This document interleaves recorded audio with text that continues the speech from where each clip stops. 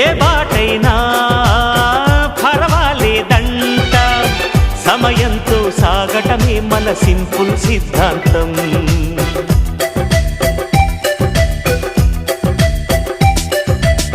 చిరుగాలికి పరిమళమిచ్చే సిరిమల్లెల వనమై ఉందాం, గగనాన్ని నేలను కలిపే హరివిల్లుల బంతెన అవుదాం.